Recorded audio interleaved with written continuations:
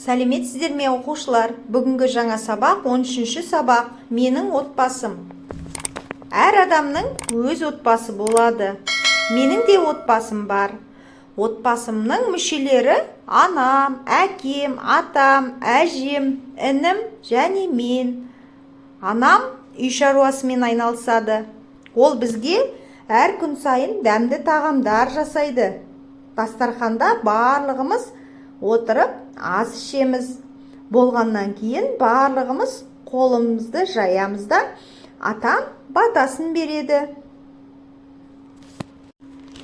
Егер жарық сөніп қалса, шамның жарығына қолдарымызбен әртүрлі мүсіндердің, жануарлардың сұлбасын көрсетіп, кішкентайларды ойнатамыз.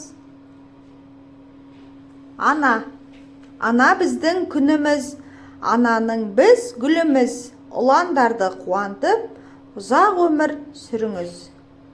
Ана біздің күніміз сияқты. Себебі ана бізге күн сияқты сәуле береді, жарық береді, мейірім, тәрбие береді. Ал біз ананың гүлі сияқтымыз.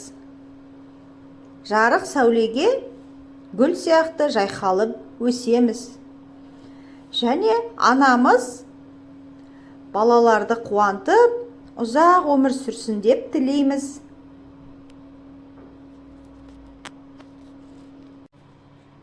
Әке, күн, біліп ал, әкенің тілін ал, деді ағам Мақұлбек, қуандым мақұл деп. Ағам Мақұлбек айтты, әкенің тілін ал, әке күн сияқты, деді. Ал мен қуанып, мақұл жарайды аға, әкенің тілін аламын, әкенің айтқанын жасаймын дедім. Әкелеріміз біздің асқар тауымыз. Әкелеріміз аман болсын.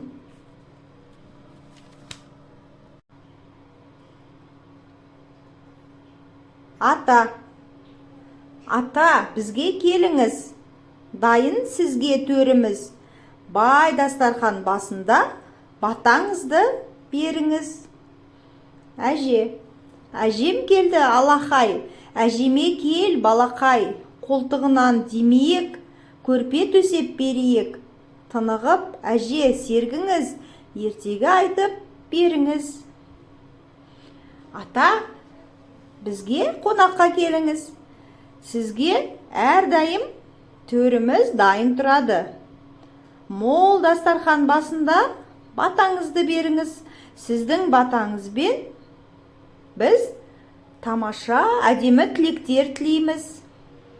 Әже, келіңіз, сіздің қолтығыңыздан демеп, астыңызға көрпе төсеп берейік. Тынығып, демалып алыңыз. Содан соң бізге ертегі айтып беріңіз. Ата үлкен қарт кісілерге айтылады. Үйде қарт үлкен кісі болса, қазыналы үй деп айтады. Себебі ата әжелер төрге отырып, жастарға ақыл кеңесін айтып, ақ батасын береді. Оқушылар, сіздердің үйлеріңізде ата әже бар ма? Олар сіздерді кім деп еркелетеді? Комментарий бөліміне жазып кетіңіздер.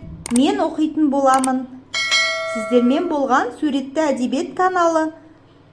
Достарымызды шақырып, каналға тіркеліп отырайық.